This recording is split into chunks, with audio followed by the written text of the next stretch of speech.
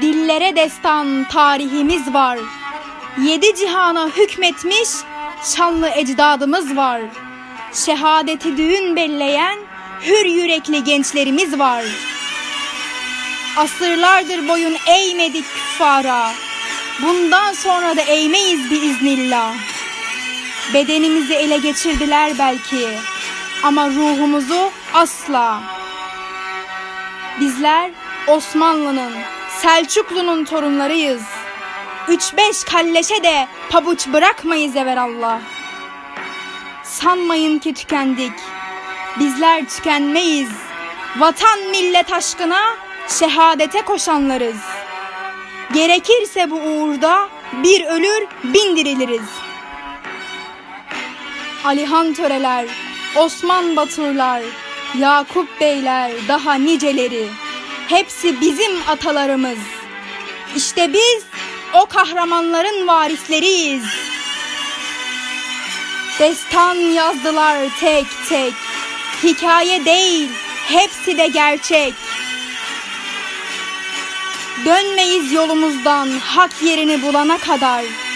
Ezan sesleri tekrar yankılanana kadar. Bayrağımız tekrardan dalgalanana kadar. Milletimizi bu zulümden kurtarana kadar. Bu vatan bizimdir, bizim kalacak.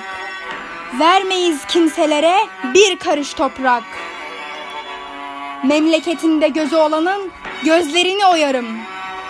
Bayrağıma uzanan elleri kırarım. Vatan haini köpeklerin mezarını kazarım. Bu vatan bizlere şehitlerin emaneti. Emanete hiyanet çağırır felaketi.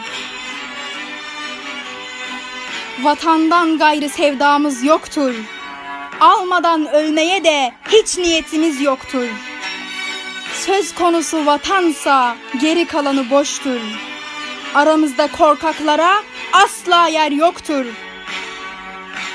Gün gelecek hepiniz ölmek için yalvaracaksınız. Yaptıklarınızın bedelini misliyle ödeyeceksiniz.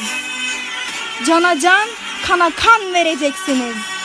Ey kafirler, yenileceksiniz ve toplanıp cehenneme sürüleceksiniz.